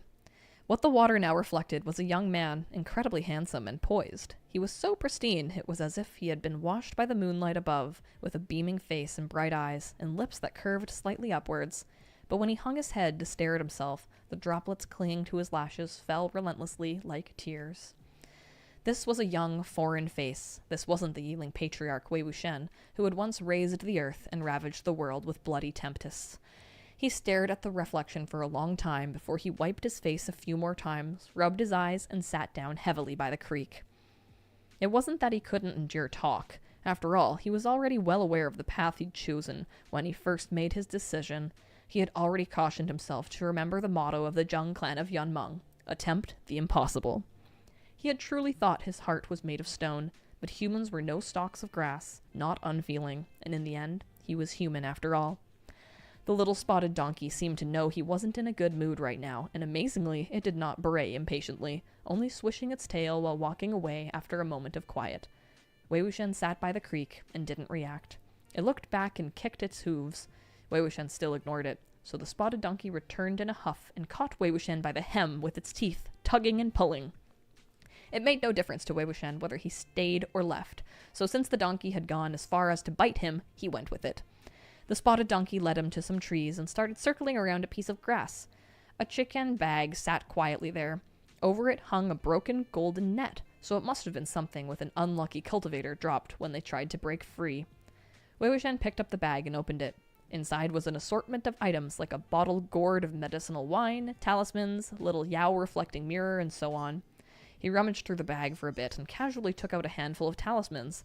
A ball of flames was suddenly ablaze in his hand. What had just ignited was a yin burning talisman. Like its name, it used yin energy as fuel and would automatically be ignited upon contact with yin energy. The greater the yin energy, the bigger the flames. It blazed the instant it was taken out of the bag, meaning there were spirits nearby.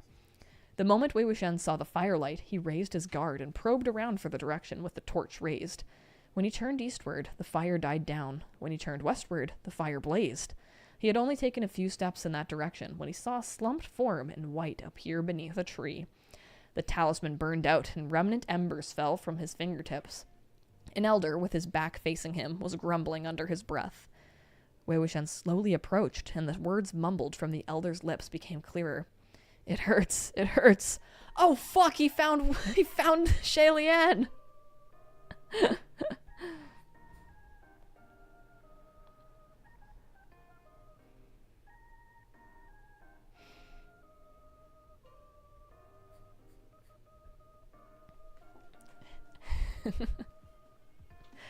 Where does it hurt? Wei Wuxian asked.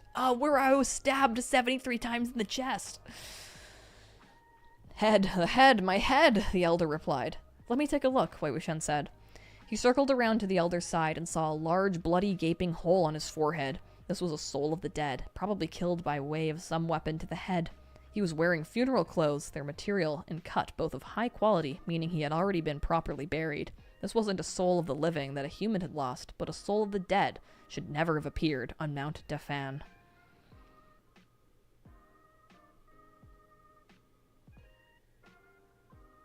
Okay, so this guy's dead.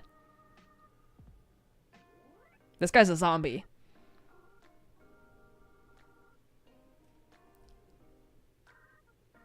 Wei Wuxian couldn't come up with a plausible explanation for this. Feeling uneasy, he hopped onto the back of his donkey, gave it a slap and a shout, and urged it to chase in the direction that Jin Ling and the others had approached the mountain. Comes across a zombie? Anyways. He didn't even help the guy out. My head hurts. Yeah, seems you have, a giant fucking gash in your head. Anyways, bye!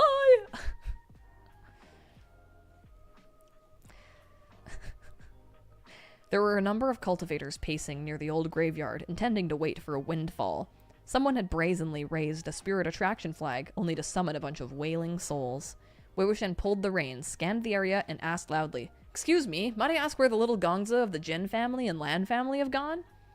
As expected, there were actually responses now that he'd washed his face. A cultivator answered. "They left this place and went to the Shrine of the Heavenly Maiden." "The Shrine of the Heavenly Maiden?" Wei Wuxian asked. The family of independent cultivators from the countryside had also snuck back up the mountain after hearing the immortal binding nets had been destroyed and joined the night patrol. The middle-aged man saw that his clothes, along with that teeth-bearing donkey, looked like those of that lunatic who had rescued them earlier. Feeling somewhat awkward at the realization, he pretended nothing was the matter, but the round-faced girls pointed the way. "That way. It's a stone cave shrine on top of the mountain." Wei Wuxian questioned, "Which deity is worshipped in that shrine?" I think it's a naturally formed stone statue of a heavenly maiden." Wei Wuxian nodded. "Thank you. I think it was carved by Hua Cheng." Then he urgently dashed in the direction of the Shrine of the Heavenly Maiden. The deadbeat's marriage, the coffin struck by lightning, the fiancé killed by jackals. A jackal? Jackal? The father and the daughter who lost their souls consecutively, the extravagant funeral clothes. Bead by bead, everything was threaded together to form a complete string. No wonder the compass of ill winds couldn't point in the right direction, and the spirit attraction flag was even more useless. They had all underestimated the creature on Mount Dafan. Speaking of creature, hello, Lexi. Hello, Lexi. Oh my goodness. Oh my goodness, are you a clean little Shiba? Because I gave you a bath today? Can I pick you up? Don't freak out. Don't freak out. Come back. Come back. Oh, you're still wet.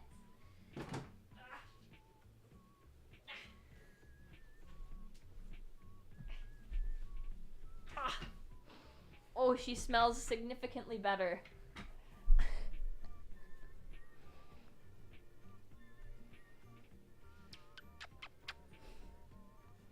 the strange creature that everybody prays to on Mount Dafan. We touched noses.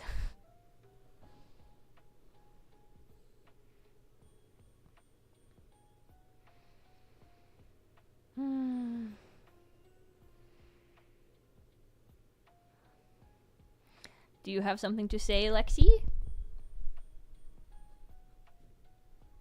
Very good. Oh, Lexi loves everybody too. She loves you, Mick Anime. Point to Mick Anime. You. I love you. Okay, I'll put you down.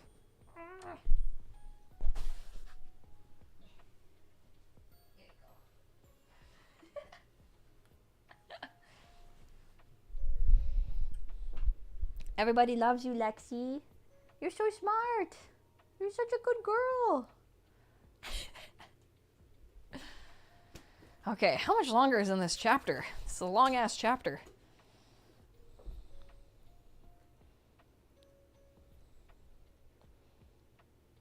Oh my god.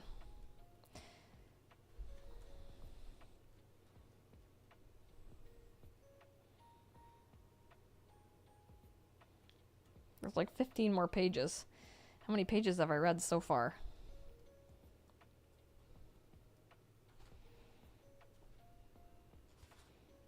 $60. Okay, I've read 30 pages, and there's like 15 more pages to go. 26 pages left. Oh my god.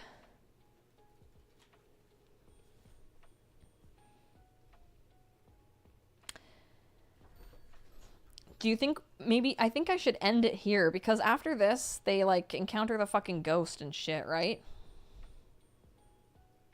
And then maybe we could do like a little short stream tomorrow.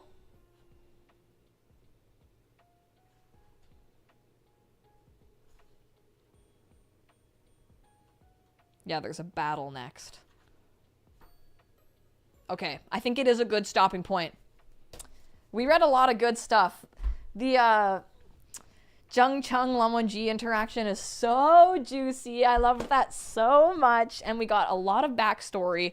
And I must say that reading this, it being like the second read through and experiencing the story and knowing who all the characters are and knowing what happens makes it so much easier. For example, it just brings up like, oh yeah, and that Jin Sichuan guy really had a terrible time. And if you don't know who the fuck that is, you're like, why should I care about that? But then if you actually know the characters, you're like, oh, that's Jin Ling's dad. So yeah. This was so much fun. You guys are the best. Thank you so much for making this read through just so entertaining. Because, you know, sometimes if you're not really into reading, but you enjoy reading, sometimes it can be hard. Sometimes it can be hard to actually sit down and dedicate some time to read without distractions. And while the chat, I wouldn't say is a distraction, it's like, it's the opposite of that. It helps keep me focused because we're all talking about it. So it's just really fun, and I really appreciate everybody reading with me. It's just a really good time all around. But I have to go to eat dinner. So I think tomorrow we could do a stream perhaps at 5:30 because at 5 I actually have a premiere for my new little short film that we did, which is like the Scum Villain skit. And if everybody could show up at 5 for the little skit, and then afterwards we could hang out and do a live stream, that would be a lot of fun. Maybe I'll start the live stream even at 5, and then you can hop into the live stream after the short film played. Yeah, so tomorrow around 5. After party. Yeah. Kinanu, thank you so much for joining my membership. Yeah. Oh my goodness. All right. Okay, it's a plan. Thank you guys so much, and I will see you guys tomorrow. Bye.